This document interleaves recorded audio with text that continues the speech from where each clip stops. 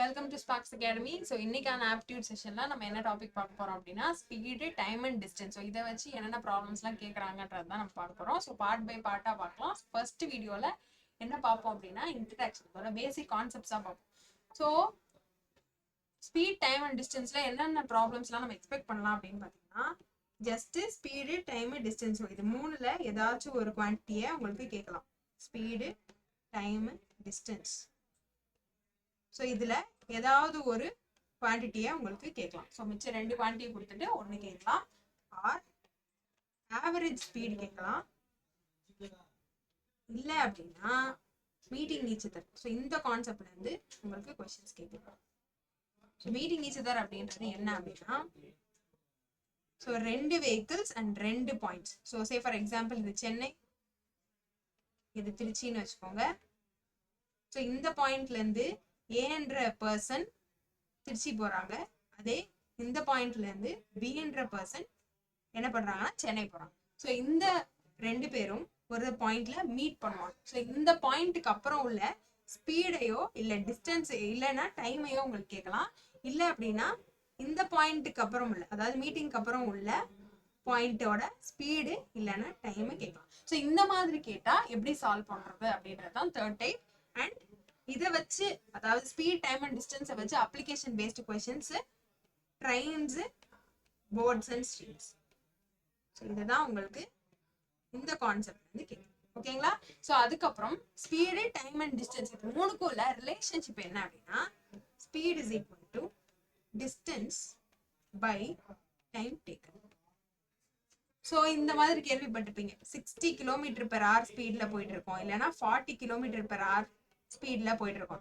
So இந்த குவான்டிட்டிக்கு என்ன அர்த்தம் அப்படின்னா 1 hourல ஒரு மனுஷன் 60 km அவரால் அந்த ஸ்பீட்ல போக முடிஞ்சது அப்படின்னா அதுதான் நம்ம என்னன்னு சொல்லுவோம், 60 km கிராஸ் பண்ண முடிஞ்சது அப்படின்னா அதுதான் 60 km/h ஸ்பீட்னு சொல்லுவோம். ஸோ அப்போ 1 hourல இவர் 60 km கிராஸ் பண்றாரு அப்படின்னா 2 hours என்ன பண்ணலாம், 120 km கிராஸ் பண்ணலாம். ஸோ இதுதான் அவரோட ஸ்பீடுன்றதை நம்ம டினோட் பண்றோம். புரியுதுங்களா? ஸோ இதுக்கப்புறம் வேற என்னென்ன தெரியணும் அப்படின்னா km/h மீட்டர்/செகண்டுக்கு நீங்க கன்வெர்ட் பண்ணணும் அப்படின்னா 5/18 மல்டிபிள் பண்ணணும். அதே மீட்டர்/செகண்ட km/h கன்வெர்ட் பண்ணோம் அப்படின்னா 18/5 மல்டிபிள் பண்ணணும். ஸோ இதை வச்சுட்டு நம்ம என்னென்ன ப்ராப்ளம்ஸ்லாம் இருக்குன்றத சால்வ் பண்ணிட்டு போகலாம். ஸோ ஃபர்ஸ்ட் ப்ராப்ளம் பாருங்க. Speed of a bus is 72 km/h. So speed 72 km/h கொடுத்துருக்காங்க. டிஸ்டன்ஸ் உங்களை கால்குலேட் பண்ண சொல்றாங்க. டைம் கொடுத்துருக்காங்க 5 seconds. ஸோ உங்களுக்கு டிஸ்டன்ஸ் எதுல கேட்டிருக்காங்கன்னு பாருங்க. ஸோ ஆப்ஷன்ஸ் எல்லாமே எதுல இருக்கு, மீட்டர்ஸ்ல இருக்கு. அப்படின்னும் போது நீங்க km/h இருக்க குவான்டிட்டியை என்ன பண்ணணும், மீட்டர்/செகண்டுக்கு கன்வெர்ட் பண்ணணும். ஸோ 72ன்றத 5/18 மல்டிபிள் பண்ணீங்கன்னா 4 times 20 meters இருக்கும். ஸோ உங்களுக்கு ஃபர்ஸ்ட் எடுத்தோடனே 5/18 மல்டிபிள் பண்ற மாதிரி இருக்கும். ஆனா நீங்க போக போக பிராக்டிஸ்ல என்ன தெரிஞ்சிடும் அப்படின்னா 18ஓட மல்டிபிள்ஸ்ல தான் உங்களுக்கு என்ன கொடுத்துருப்பாங்க, km/h கொடுத்துருப்பாங்க. ஸோ 36ன்னு கொடுத்துருக்கலாம், இல்லைன்னா 72ன்னு கொடுத்துருக்கலாம். ஸோ இது எல்லாமே 18ஓட மல்டிபிள்ஸா தான் இருக்கும். ஸோ அப்படின்னும் போது உங்களுக்கு பார்த்த உடனே, ஸோ 72 பார்த்த உடனே அது என்ன மீட்டர்ஸ்னு தெரியும் அப்படின்னா 20 மீட்டர்ஸ்னு உங்களுக்கு ஈஸியா தெரிஞ்சிடும். ஸோ அப்படின்னும் போது ப்ராக்டிஸ் இது உங்களுக்கு வந்து அடுத்து டைம் என்ன கொடுத்துருக்காங்க, 5 seconds. அப்போ டிஸ்டன்ஸ் எப்படி கால்குலேட் பண்ணலாம், ஸ்பீட் இன்டூ டைம். அப்படின்னும் போது 20 × 5 that is 100 meters தான் டிஸ்டன்ஸ். ஸோ இந்த மாதிரி ப்ராப்ளம்ஸ் பேசிக்கா கேட்கணும்னு நினைச்சாங்க கேட்கலாம். அடுத்து பாருங்க. A man walking at the rate of 5 km/h crosses a bridge in 15 minutes. So இங்க பாருங்க மினிட்ஸ்ல கொடுத்துருக்காங்க. So the length of the bridge என்னன்னு கேட்குறாங்க. ஸோ length of the bridgeன்றத நீங்க டிஸ்டன்ஸ்னு எடுத்துக்கோங்க. அதே இங்க ரேட்னு கொடுத்துருக்காங்க இல்லையா, இதை ஸ்பீடுன்னு நீங்க கன்சிடர் பண்ணிக்கோங்க. ஸோ டைம் கொடுத்துருக்காங்க 15 minutes. ஸோ இதை எப்படி கால்குலேட் பண்ணலாம், ஸோ என்ன கொடுத்துருக்காங்க 5 km/h கொடுத்துருக்காங்க. ஸோ நீங்க எதை பண்ணலாம், என்ன பண்ணலாம், மீட்டர்/செகண்ட்ஸ்க்கு கன்வெர்ட் பண்ணலாம். 5 × 5/18. இதே டைம் வந்து உங்களுக்கு என்ன கொடுத்துருக்காங்க, மினிட்ஸ்ல கொடுத்துருக்காங்க. அப்ப நீங்க என்ன பண்ணணும், இதை செகண்ட்ஸ்ல மாத்தணும் அப்படின்னா into 60. ஸோ இதை என்ன பண்ணலாம், அப்படியே நீங்க என்ன பண்ணணும், distance is equal to speed into time. அப்ப 5 × 5/18 into 15 into 60 calculate பண்ணீங்க அப்படின்னா 10 times 555 that is 1250 meters. So எல்லாமே நீங்க கன்வெர்ட் பண்ணி போட்டீங்க அப்படின்னா ஈஸியா சால்வ் பண்ணிடலாம். அடுத்து பாருங்க, a car traveling at a speed of 40 km per hour can complete a journey in 9 hours, and how long will it take to travel the same distance at 60 km per hour? So இந்த question எப்படி solve பண்றதுன்னு பாருங்க. 40 km per hour இதுக்கு நம்ம ஃபார்முலாலாம் use பண்ண வேணாம், just இப்படியே solve பண்ணலாம்.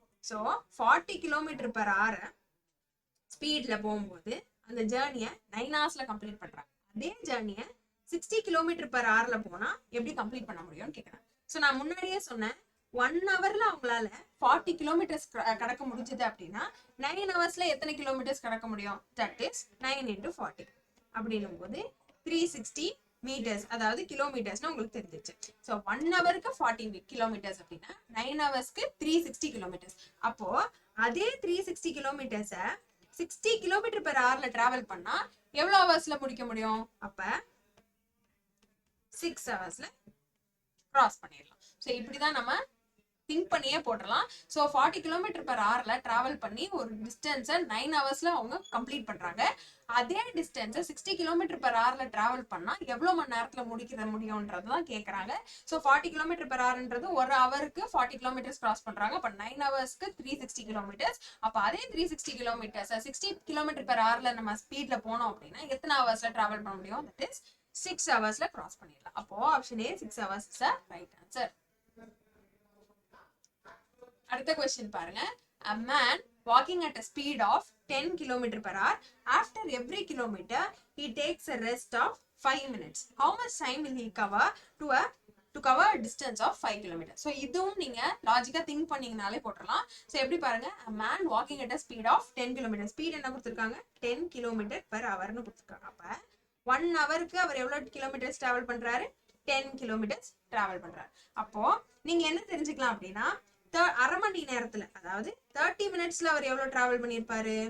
5 கிலோமீட்டர்ஸ் டிராவல் பண்ணிருப்பாரு. சோ இவங்க என்ன கேட்டிருக்காங்க? 5 கிலோமீட்டர்ஸ் கவர் பண்றதுக்கு எவ்வளவு மணி நேரம் தான் தேவைப்படுதுன்னு தானே கேக்குறாங்க. சோ எவ்வளவு மணி நேரம் தேவைப்படுது? ஜஸ்ட் அரை மணி நேரம், அதாவது 30 மினிட்ஸ் தேவைப்படுது. ஆனா இங்க என்ன கொடுத்திருக்காங்க?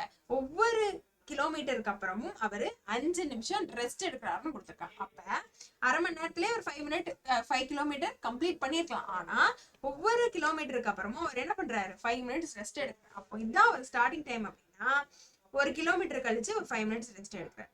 அடுத்து ஒரு கிலோமீட்டர் கழிச்சு 5 மினிட்ஸ் ரெஸ்ட் எடுக்கிறார். அடுத்து ஒரு கிலோமீட்டர் கழிச்சு திரும்பவும் 5 மினிட்ஸ் ரெஸ்ட். ஸோ அடுத்து ஒரு கிலோமீட்டர் கழிச்சு திரும்ப 5 மினிட்ஸ் ரெஸ்ட். ஸோ லாஸ்டா நம்ம இருக்கக்கூடிய 5 மினிட்ஸ் ஆட் பண்ணிக்க கூடாது. ஏன்னா அவரு 5 கிலோமீட்டர்ஸை கிராஸ் பண்ணிட்டார். உங்களுக்கு என்ன கேள்வி? 5 கிலோமீட்டரை கவர் பண்றதுக்கு தேவைப்படுற டைம் தானே கேட்கறாங்க. அப்ப 5 கிலோமீட்டர் அவர் கவர் பண்ணிட்டாரு அப்படிங்கும் போது அங்க உள்ள 5 மினிட்ஸ் நம்ம ஆட் பண்ணிக்க தேவை. அப்போ 5 4s are 20, that is 50 minutes.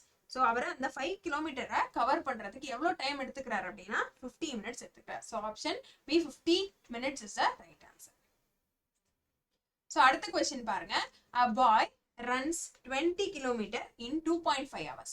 How long will it take to run 32 km at double the previous speed னு கேக்குறாங்க. ஸோ என்ன பண்றாரு அந்த பையன் அப்படின்னா 20 கிலோமீட்டரை 2.5 ஹவர்ஸ்ல கிராஸ் பண்ணிடுறாரு. அதே மாதிரி 32 கிலோமீட்டரை இவர் முன்னாடி போன ஸ்பீடை விட டபுளா போனாரு அப்படின்னா எவ்வளவு டைம்ல கிராஸ் பண்ணுவாருன்னு தான் கேள்வி. ஸோ என்ன பண்ணலாம் அப்படின்னா, நம்ம ஸ்பீடு கால்குலேட் பண்ணும். ஸ்பீடு எப்படி கால்குலேட் பண்ணலாம்? So 20 divided by 2.5. ஸோ ஏன் அப்படி பண்றோம்? ஸோ இது வந்து டிஸ்டன்ஸ், இது வந்து டைம். ஸோ நம்ம 8 கிலோமீட்டர் பெர் ஹவர்ன்றது தான் அந்த பையனோட ஸ்பீடு. ஸோ இந்த ஸ்பீடை விட இது 8 கிலோமீட்டர் பெர் ஹவர் அப்படின்னா இதுக்கப்புறம் டபுள் த ப்ரீவியஸ் ஸ்பீட்னு கொடுத்துருக்காங்களா. அப்போ இதை விட 16 கிலோமீட்டர் பெர் ஹவரா இருக்கும். அப்போ 32 கிலோமீட்டர்ஸை கவர் பண்றதுக்கு இவருக்கு எவ்வளவு நேரம் தேவைப்பட்டிருக்கும்? ஜஸ்ட் 2 ஹவர்ஸ் இருந்தா போதும். ஸோ 1 ஹவருக்கு 16 கிலோமீட்டர் கிராஸ் பண்றவரு 2 ஹவர்ஸ்ல 32 கிலோமீட்டர்ஸ் கிராஸ் பண்ணிடுவார். அப்படின்னும் போது 2 hours is the right answer. So இதுக்கப்புறம் நம்ம அடுத்த கான்செப்டை அடுத்த வீடியோல பார்க்கலாம். தேங்க்யூ.